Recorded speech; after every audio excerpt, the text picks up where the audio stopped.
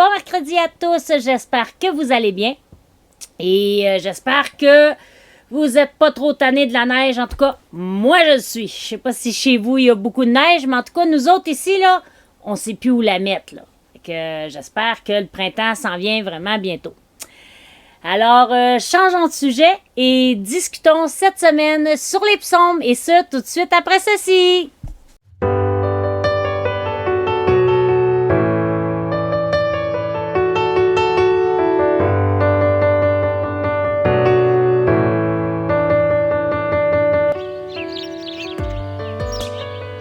Les psaumes. Il y a 150 psaumes en tout. Donc, soyez sûr qu'on ne prendra pas le temps de les lire un par un parce que sinon, on serait ici pendant longtemps. À la place, j'ai trouvé un beau petit vidéo qui explique super bien les psaumes. Alors, allons regarder ça ensemble et on en discute tout de suite après. Le livre des psaumes. C'est un recueil de 150 poèmes, prières et cantiques hébraïques qui, bien que très anciens, ont été rédigés à différentes époques de l'histoire d'Israël. Plusieurs de ces poèmes, 73 précisément, ont été écrits par le roi David, qui était un poète et aussi un joueur de harpe réputé. Différents auteurs ont contribué à rédiger ces poèmes, parmi lesquels Asaph et les fils de Corée. On compte parmi ces auteurs certains chefs de chantre exerçant dans le temple. Il y a même Salomon et Moïse qui ont leurs propres poèmes. Sans oublier que près du tiers d'entre eux sont anonymes. Plusieurs de ces poèmes ont servi au choral qui chantait dans le temple d'Israël, mais ça ne fait pas de ce livre des psaumes un livre de chant. Pendant la période suivant l'exil d'Israël à Babylone, ces poèmes antiques ont été assemblés et soigneusement mis en forme pour constituer le livre des psaumes tel que nous le connaissons aujourd'hui. La conception et le message de ce livre sont tellement subtils qu'ils sont difficiles à remarquer, à moins de lire scrupuleusement du début à la fin. Mais pour saisir le sens lié à la conception du livre des psaumes, il vaut mieux commencer par la fin. Le livre s'achève sur 5 poèmes de louanges adressés au Dieu d'Israël. Chacun d'eux commence et se termine par le mot « Alléluia », qui en hébreu est l'instruction donnée à un groupe de personnes pour louer Yah, une abréviation du nom divin Yahvé. Cette structure en 5 parties est tellement nette qu'il fournirait presque des indices sur le but du livre. Ce qui soulève la question suivante.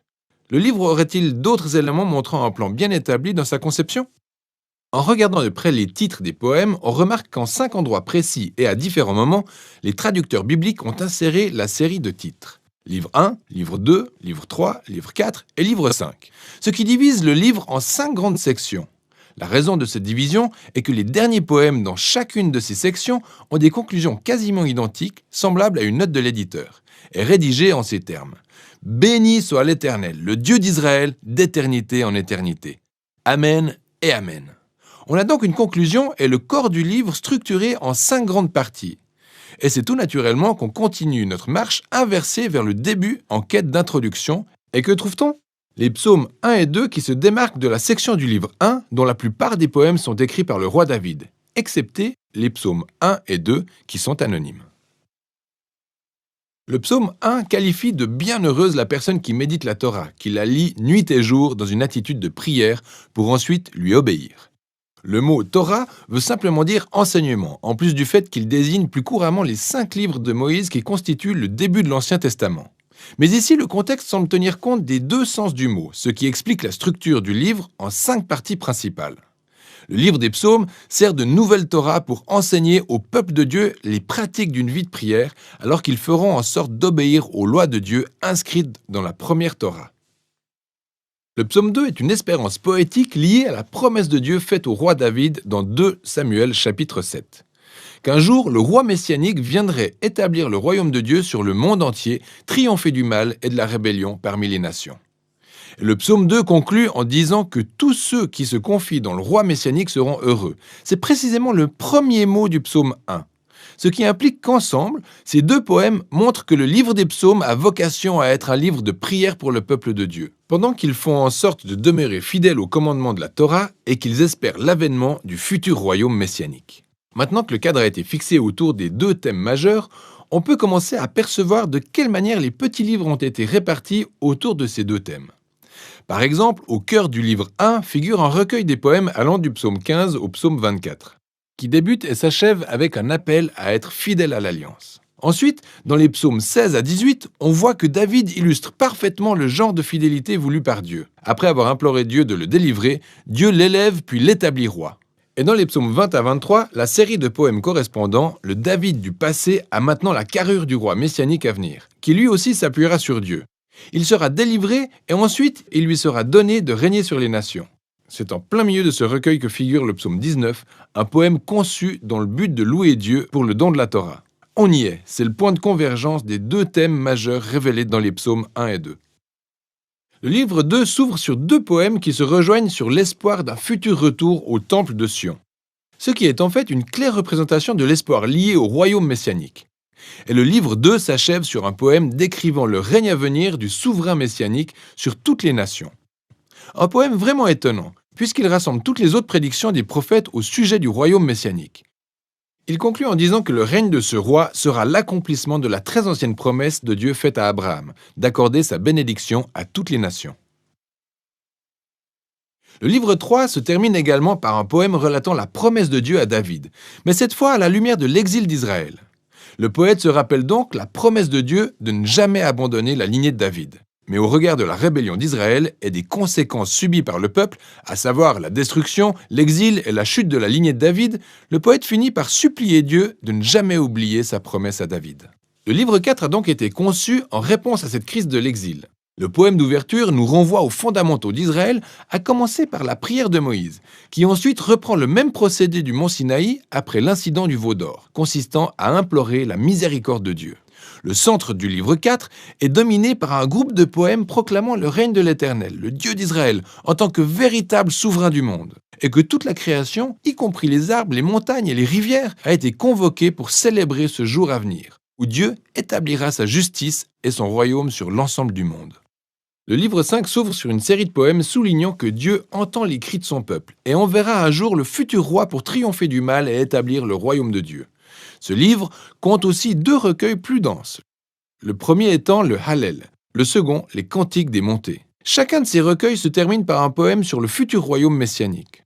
Ensemble, ces deux recueils alimentent l'espoir d'un exode à venir où Dieu opérera un nouvel acte similaire à l'ancien exode pour racheter son peuple. Et en plein milieu de cette section figure le psaume 119, le plus long poème du livre. C'est un poème alphabétique. Chaque ligne commence par une nouvelle lettre de l'alphabet hébraïque. Ces textes développent la richesse que représente le don de la Torah, la parole de Dieu à son peuple. Encore une fois, les thèmes des psaumes 1 et 2, la Torah et le Messie, convergent tous dans le livre 5, ce qui nous ramène aux 5 poèmes en conclusion.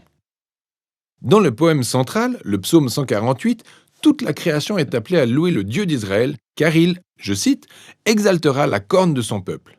Ici, la corne de taureau est une métaphore symbolisant la victoire, une image rappelant celle utilisée dans le cantique d'Anne pour son fils Samuel, au chapitre 2, mais aussi dans le précédent poème du psaume 132. La corne symbolise aussi le futur roi messianique et son triomphe sur le mal, ce qui en fait la parfaite conclusion pour ce superbe livre.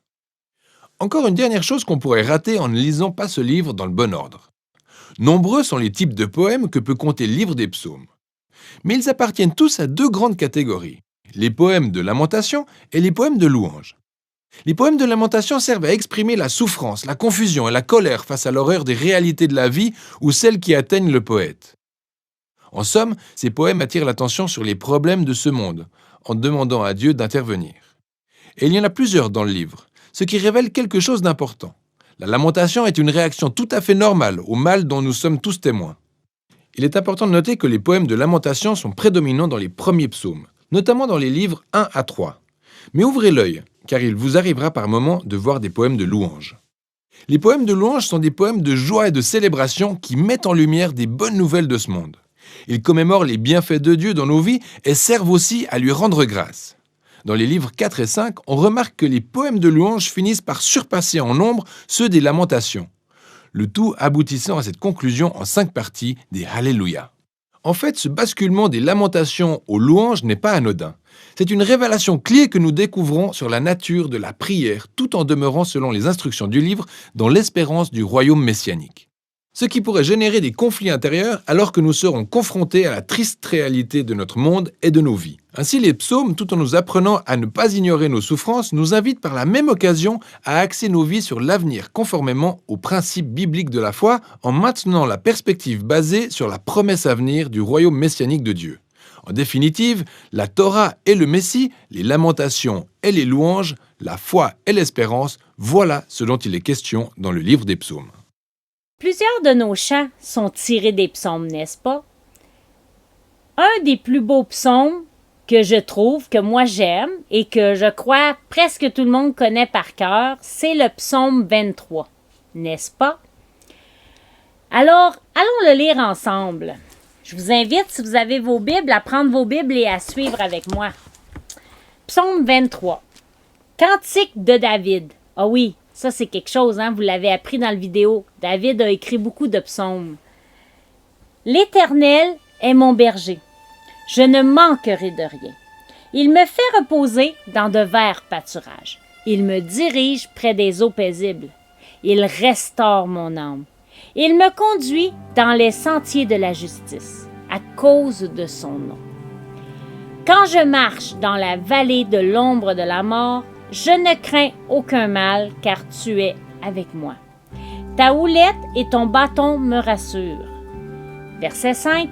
Tu dresses devant moi une table, en face de mes adversaires, tu oins d'huile ma tête, et ma coupe déborde. Verset 6. Oui, le bonheur et la grâce m'accompagneront tous les jours de ma vie, et j'habiterai dans la maison de l'Éternel jusqu'à la fin de mes jours. Wow! Quel beau chapitre! Quel beau chapitre qui, malheureusement, on oublie souvent de le mettre en pratique. Je m'explique. Ça dit quoi ici? Quand je marche dans la vallée de l'ombre de la mort, je ne crains aucun mal, car tu es avec moi. Ça se peut-tu que des fois, on l'oublie celle-là? Ça se peut-tu que des fois, quand on est enfoncé dans nos problèmes, au lieu de penser « Seigneur, je sais que tu es avec moi et que tu vas m'aider », on pense plutôt « T'es où, Seigneur? » N'est-ce pas? N'est-ce pas que c'est souvent ça qu'on dit au Seigneur? Moi, je le trouve pas mal patient, notre Seigneur, notre Dieu, notre Papa. Parce que moi, là, me semble que j'aurais perdu patience. En tout cas, avec moi-même, là. Ma personne à moi, là. Si j'étais Dieu, là, fait une couple de fois que j'aurais fait « Tu comprends rien! » Heureusement que Dieu est un Dieu d'amour, qui, oui, nous reprend avec sagesse. N'est-ce pas? Et on termine en disant quoi? Oui, le bonheur et la grâce m'accompagneront tous les jours de ma vie. Ça veut dire quoi, ça? Ça veut-tu dire que j'aurai jamais de problème? Que je manquerai jamais d'argent? Que je vais vivre sur un petit nuage rose? Là, tu sais, comme des fois, un petit bonhomme pour les enfants, là, on voit ça, là, ils sont sur leur petit nuage rose, puis la vie est belle, tout va bien, jamais de problème. C'est pas ça qu'il dit ici. Par contre, comme on disait tantôt, quand je marche dans l'ombre de la mort, dans la vallée de l'ombre de la mort, je ne crains aucun mal. Parce que même avec nos problèmes, le bonheur et la grâce peuvent faire partie de nos vies.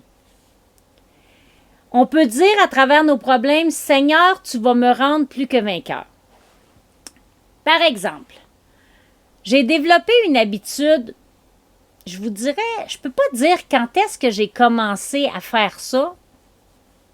J'ai beau essayer de chercher, là, mais ça fait tellement longtemps que je ne sais plus.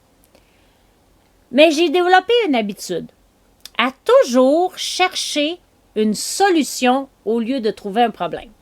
Autrement dit, quand il arrive quelque chose de négatif, au lieu de me dire « Oh non, c'est arrivé, puis qu'est-ce que je vais faire pour m'en sortir? » J'essaie toujours de voir quel côté positif je pourrais trouver à ce problème-là. Il y a un dicton qui dit, puis celui-là, je l'aime vraiment beaucoup, « Ne dis pas à Dieu combien ton problème est grand. Dis plutôt à ton problème comment Dieu est grand. » N'est-ce pas que c'est beaucoup mieux? Ensuite, un psaume que j'aime vraiment beaucoup, c'est le psaume 27. Donc, quelques pages un petit peu plus loin. Qui dit « L'Éternel est ma lumière et mon salut. De qui aurais-je crainte? L'Éternel est le soutien de ma vie. De qui aurais-je peur? Quand des méchants s'avancent contre moi pour dévorer ma chair, ce sont mes persécuteurs et mes ennemis qui chancellent et tombent.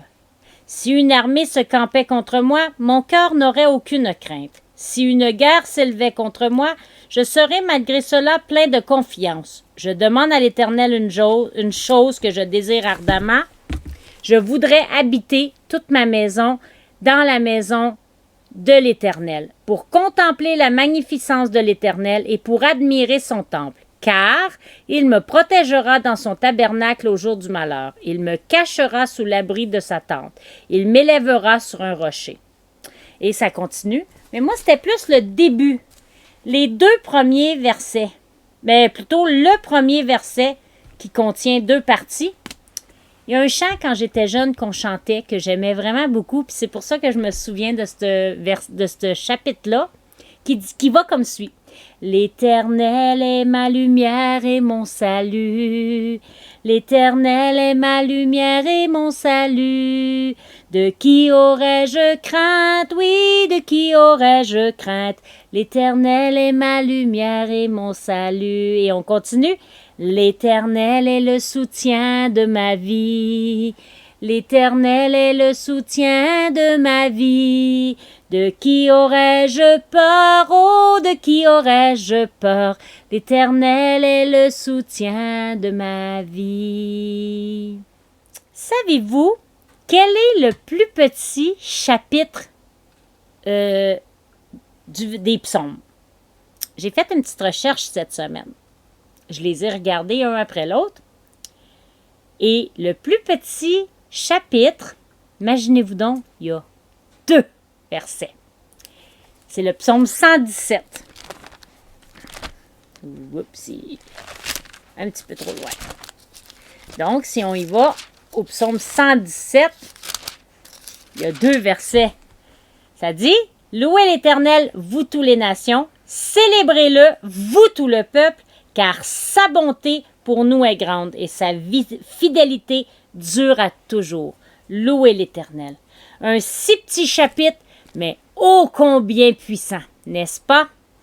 Et le plus grand, est-ce que vous le savez? Il est juste un petit peu après. Le psaume 119. Il comporte exactement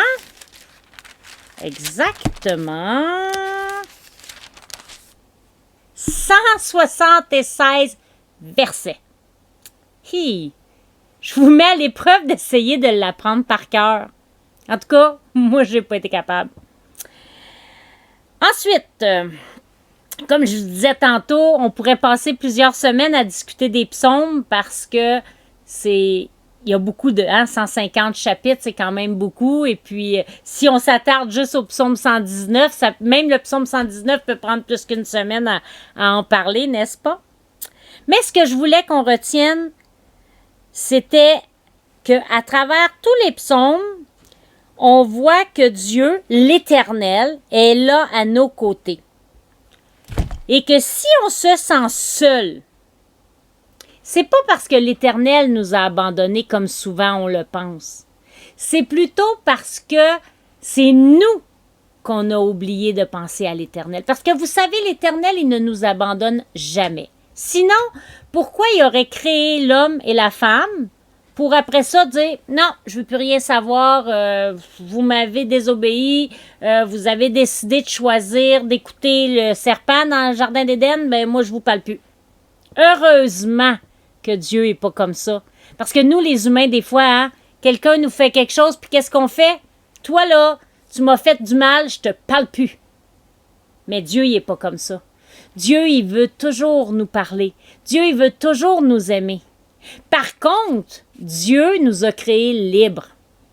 Et qu'est-ce qu'il veut dire par ça? Il veut dire que quelqu'un qui décide de ne pas aimer Dieu, quelqu'un qui décide de ne pas parler à Dieu, Dieu ne forcera pas. Dieu va cogner à ta porte. Jusqu'à temps que tu répondes. Mais si tu y rouvres pas la porte, il la défoncera pas.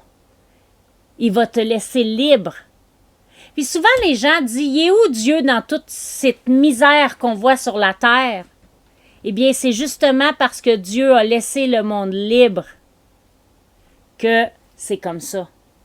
Parce que si tu choisis de ne pas aimer Dieu, ben Dieu, il se forcera, il ira pas te forcer. Lui, il va continuer à t'aimer par contre. Alors, si des fois on pense que Dieu a perdu notre trace, c'est nous qu'on a perdu sa trace. Alors, quand on voit ça, demandons pardon, revenons au Seigneur. Vous savez, si vous êtes, mettons, vous avez un parent qui est arrivé quelque chose, puis pendant un temps, vous ne vous parlez pas parce qu'il est arrivé quelque chose, ou un ami, ou quelqu'un à qui il est arrivé quelque chose entre vous deux, puis vous ne vous parlez plus, bien, si vous allez cogner à la porte de cette personne-là, tu sais, comme le fils prodigue un peu, quand il est revenu voir son père, lui, il n'a pas dit non, moi je te parle plus, au contraire, son père a fait un festin pour lui, n'est-ce pas? Alors, si c'est pas déjà fait, excusez-moi, la page, elle ne veut pas tourner. Donc, comme je disais, Dieu est toujours là. Et comme je le disais, on n'est pas des robots. Dieu nous laisse libres de choisir. Il n'a pas fait des robots, il a fait des humains avec des sentiments. Et tant et aussi longtemps qu'on va demander à Dieu de nous accompagner, il va être là. C'est à nous de décider si on veut Dieu dans notre vie. D'ailleurs, comme je disais, Dieu ne nous laisse pas, il ne nous abandonne pas. La preuve, il a envoyé son fils. Puis il n'a pas dit, bon, j'ai 6 fils, voilà, je te choisis toi, puis je t'envoie. Il y a un fils, et il l'a envoyé pour nous, parce qu'il nous aime. Alors, rappelez-vous toujours de ça. Dieu est présent, il veut te parler, comme on en parlait les semaines d'avant, il veut s'approcher de toi. Laisse le Seigneur s'approcher de toi. Ça ne peut qu'être bénéfique pour ta vie. Vous savez, aimer Dieu, c'est à tous les jours qu'on prend la décision de le faire. À tous les matins, moi j'ai pris cette habitude-là. À tous les matins, quand je me réveille, quand mon cadran sonne, c'est assez rare que, ça arrive que je me réveille sans mon cadran, mais bon, quand le cadran sonne, on éteint le cadran. Puis mon premier bonjour, c'est à Dieu que je le donne. Pourquoi? Parce que je me réveille, puis je me rends compte que je respire. Parce que si je me suis levée, c'est que je respire encore. Et si je respire encore, c'est merci Seigneur que je respire encore. Puis qu'est-ce que j'ai pris l'habitude de faire aussi, c'est Seigneur Dieu, je t'aime. Et aujourd'hui, je t'aime encore plus qu'hier et moins que demain. On dit ça à nos amoureux des fois. Oh, je t'aime plus qu'hier et moins que demain. Imaginez-vous si vous êtes capable de le dire à votre amoureux, comment est-ce que vous devriez apprendre à le dire à votre Papa céleste. Accepter le Seigneur dans notre vie, lui donner notre vie, décider de le suivre, c'est une décision à tous les jours. Oui, on peut se rappeler de la première fois qu'on l'a fait. Comme je le dis souvent, moi, c'est à 9 ans que c'est arrivé pour la première fois. Pas que la première fois que j'entends parler de Dieu, parce que depuis tout petite, on allait à l'église tous les dimanches avec mon père, ma mère. Et puis, vous savez, mon père, c'était sérieux, là. On rentrait à l'église, c'était pas le temps de courir, puis de s'amuser, puis de bouger partout, puis de parler, puis... Non. On rentrait à l'église, puis c'était le temps de s'asseoir, d'être sérieux, puis d'écouter. Quand j'étais petite, là, je trouvais ça fatigant. Oh, il est fatigant, mon père, de toujours me forcer à écouter comme ça. Mais savez-vous quoi? Aujourd'hui, à 47 ans, là, moi, je lui dis merci, papa. Merci, papa, de m'avoir appris à, quand on va à l'église, rencontrer Dieu, c'est important. Et c'est important d'écouter. Parce que Même si pour moi, Dieu, c'était quelque chose qui faisait partie de ma vie dans le sens où, bon, le dimanche, on va à l'église. Le samedi, c'était la pratique de chorale qui faisait partie de l'église. Mais Jésus n'était pas un Jésus personnel pour moi. C'est ça que je vous expliquais l'autre fois qu'à l'âge de 9 ans, quand j'ai un professeur qui a vraiment pris le temps de m'expliquer que Jésus était venu mourir sur la croix pour moi, même si j'étais un jeune enfant, une jeune enfant. C'est là que j'ai compris que Jésus, il m'aimait moi en tant que personne, puis qu'il fallait que je prenne la décision moi, pas juste pour suivre papa et maman. Si vous avez des enfants, oui, c'est important de les amener à l'église avec vous. C'est important de leur enseigner l'importance de prendre au sérieux d'aller à l'église. Mais c'est important qu'ils sachent qu'un jour, Dieu, il est venu aussi pour eux. C'est pas juste le Dieu de papa et maman, ça peut être leur Dieu à eux. C'est pour ça d'ailleurs que j'aime beaucoup travailler avec les enfants. C'est pour ça que quand je me transforme en Madame Sylvie et ses amis, c'est ce que j'essaye de faire comprendre aux enfants. Que Dieu est un Dieu qui est venu pour eux aussi. Pas juste pour leur papa et leur maman. Peut-être parce que j'ai accepté le Seigneur, j'étais jeune, que ça a fait ça. Mais je pense vraiment que Dieu voulait que je travaille avec les enfants. Parce que même à 47 ans, je me fatigue pas, je me fais du plaisir. Puis dans la vie de tous les jours, je vous dirais que je suis plus portée à aller vers les enfants des fois que vers les adultes. Puis je les regarde aller, les enfants, là, puis je comprends quand Dieu dit qu'il faut être comme des enfants. Bon, j'ai dérogé un petit peu de ce que je voulais vous dire. Ce que je voulais vous dire, c'est que c'est pas parce qu'à l'âge de 9 ans, j'ai donné ma vie au Seigneur que là, tout d'un coup, je suis devenue, là, tu sais, là, comme on voit, là, d'un bonhomme, là, l'auréole au-dessus de la tête, là, puis tout va bien, puis ma vie est changée à jamais. Non. À tous les jours, il faut demander pardon au Seigneur. À tous les jours, il faut s'assurer de marcher pour le Seigneur. Et puis, si notre démarche est vraiment précieuse et est vraiment sérieuse, oui, le Seigneur peut nous aider à devenir vers la perfection, à aller de moins en moins à avoir le goût de faire des péchés. Pourquoi? Parce que plus tu mets Dieu dans ta vie, moins il y a de place pour les choses du monde. Plus tu t'impliques dans ta vie chrétienne, moins tu as de temps pour les autres choses. Vous savez, ce livre-là, là, moi, je me suis mis une petite note dessus. Je ne sais pas si vous arrivez à la voir, là. Ouvre-moi. Il ne demande que ça, de se faire ouvrir. Parce que vous pouvez avoir 10, 12, 15, une Bible dans la maison. Si elle reste là, puis qu'elle prend la poussière, elle ne servira à rien. Puis qu'est-ce qui arrive avec une maison qu'on achète? Si vous achetez une maison neuve, là, vous l'achetez, vous dites « Hey, wow, je me suis acheté une maison neuve », puis que vous ne vous en occupez pas jamais.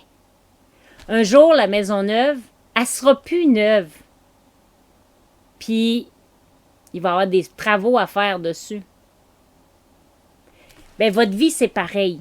Si vous ne vous en occupez pas, si vous la laissez dépérir, elle ne sera plus neuve. Je vous le dis, là, c'est merveilleux de prendre le temps de lire la parole de Dieu. Je vous encourage à le faire si vous ne l'avez pas déjà fait. Puis c'est vrai que des fois, c'est difficile, puis on a tendance à prendre la Bible, puis à avoir tellement de difficultés à l'ouvrir puis à la lire. Puis des fois aussi, on a tendance à la prendre, à la lire, puis à la lire comme un roman, mettons. Mais moi, je vous le dis, là, des fois, vous pouvez prendre un verset, là. Non, on va revenir à notre 117, tiens.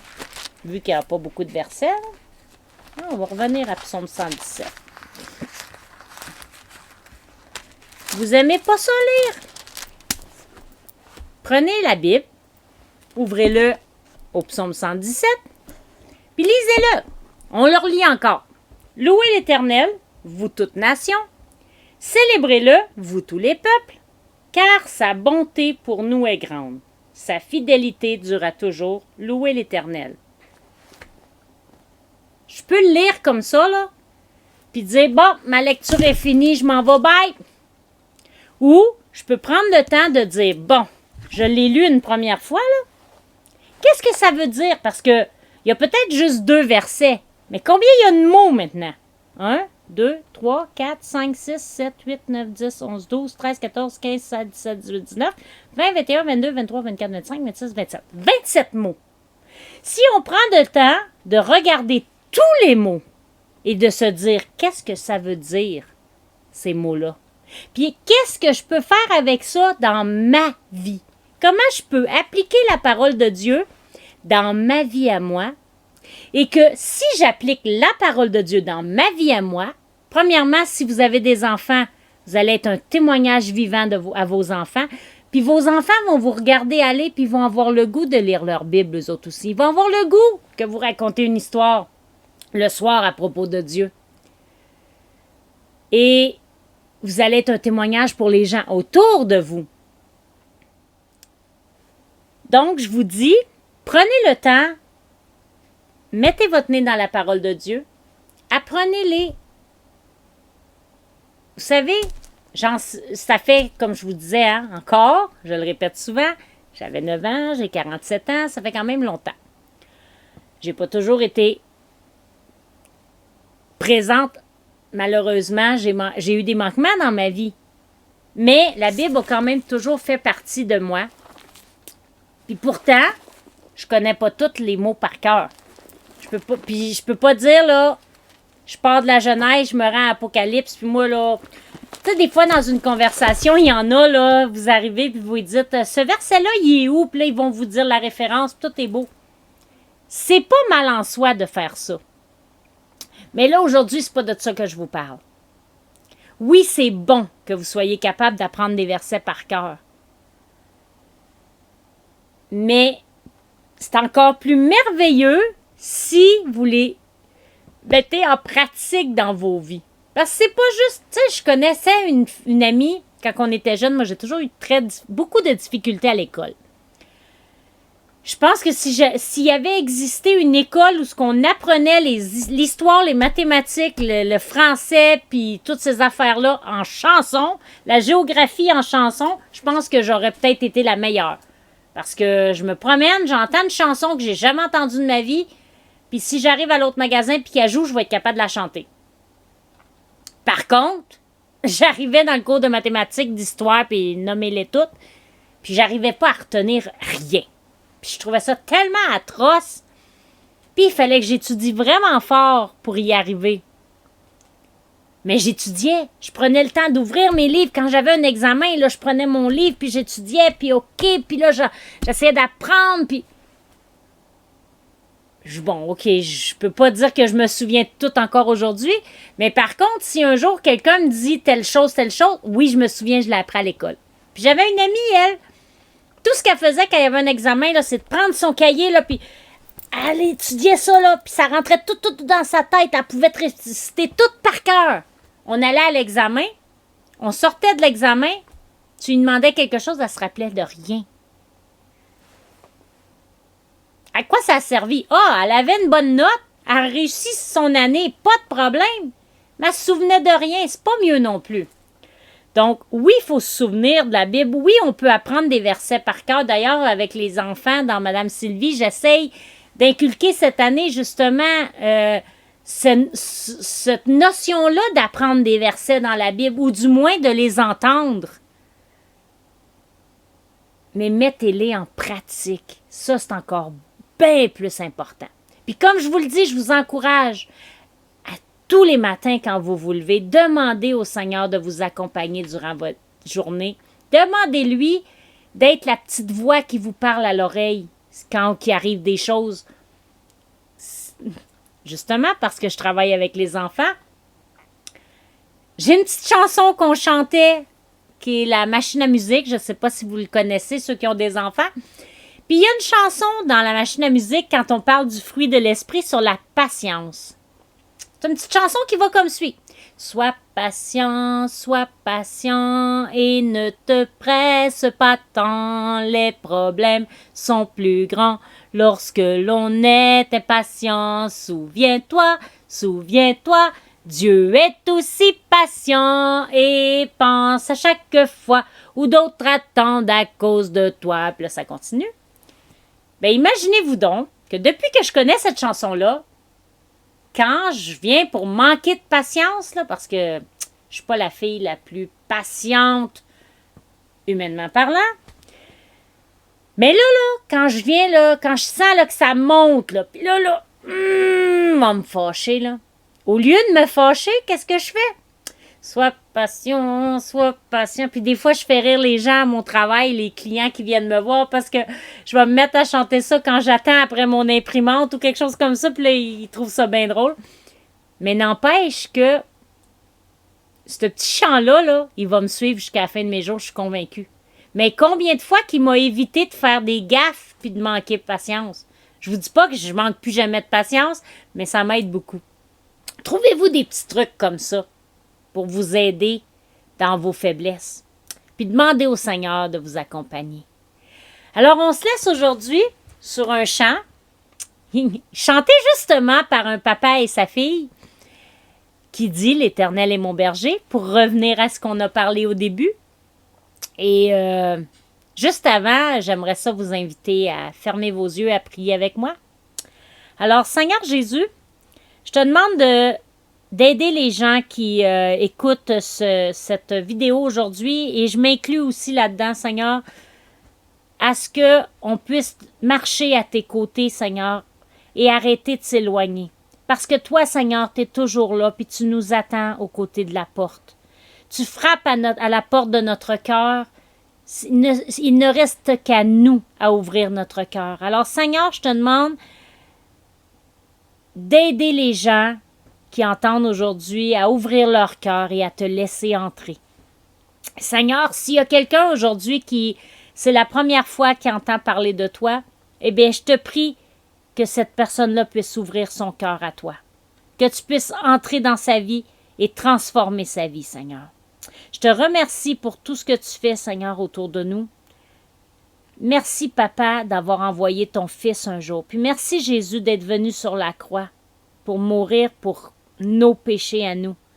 Parce que grâce à toi, j'ai une porte de sortie, ou plutôt une porte d'entrée pour aller au ciel. Merci, Seigneur. Dans ton nom, j'ai prié. Amen. Alors, tout le monde, on se laisse sur le chant « L'Éternel est mon berger ». N'oubliez pas, hein, vous pouvez partager en grand nombre à tous vos amis la vidéo d'aujourd'hui. Si ce n'est pas déjà fait, n'oubliez pas, vous pouvez vous abonner, aimer la chaîne, activer la petite cloche parce que ça peut vous dire quand je mets des nouveaux vidéos. Et je vous dis bonne journée, bonne semaine. Si vous avez des requêtes de prière, mon courriel est toujours là pour vous. Des sujets que vous aimeriez discuter, que vous aimeriez approfondir, des questions que vous avez, gênez-vous pas parce que si je n'ai pas la réponse, je vais la trouver pour vous. Et puis, si vous êtes nouveau aujourd'hui, que vous avez fait justement cette demande-là au Seigneur de rentrer dans votre cœur, eh bien, gênez-vous pas de m'écrire aussi pour que je puisse vous aider à trouver des gens autour de vous qui vont pouvoir vous aider à grandir avec le Seigneur. Si ce n'est pas déjà fait, je vous invite à vous procurer une Bible. Et si vous ne savez pas où aller, regardez sur ma chaîne YouTube et allez voir, j'ai mis un lien de librairie chrétienne justement pour pouvoir vous procurer votre Bible. Alors, que le Seigneur vous bénisse, passez une bonne semaine et on se parle la semaine prochaine. Bye bye!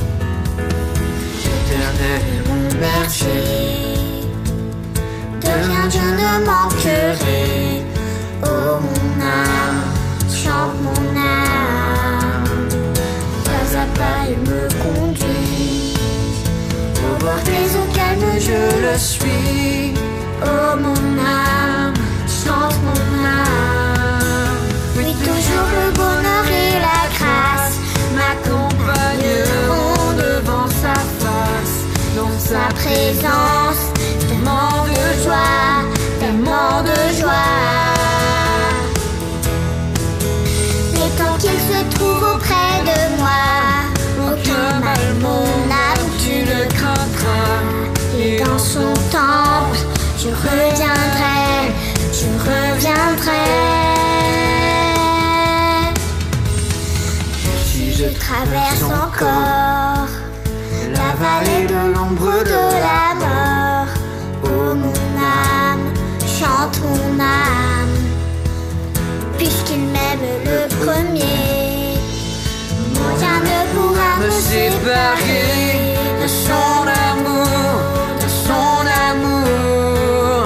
Oui, toujours le bonheur et la grâce m'accompagneront devant sa face, dans sa présence, tellement de joie, tellement de joie.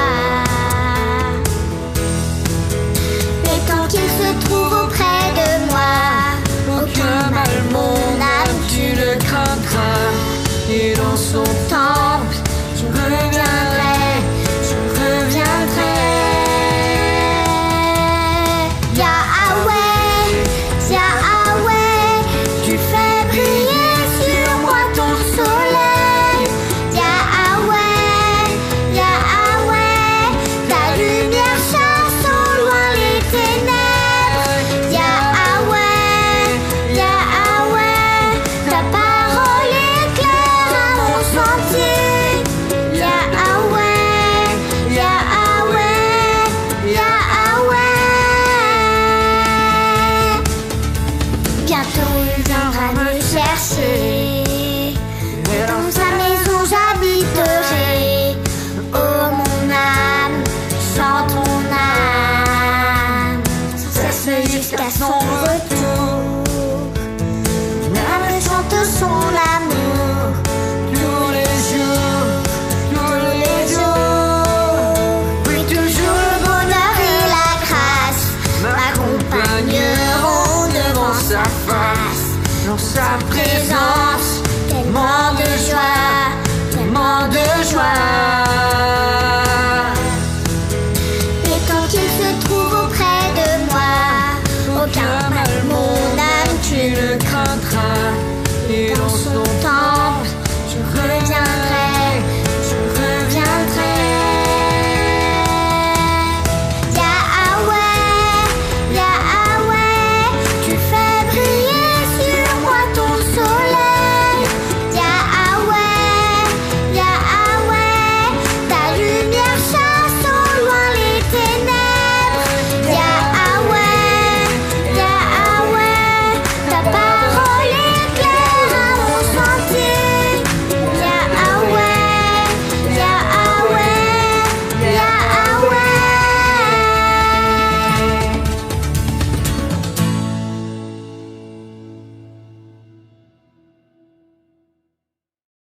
Un, deux, trois, quatre.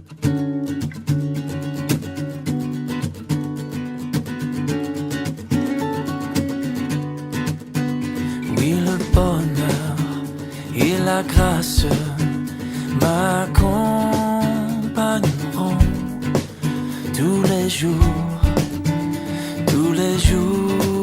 de ma vie. Oui, le bonheur et la grâce m'accompagneront tous les jours de ma vie. J'habiterai dans la maison de l'Éternel.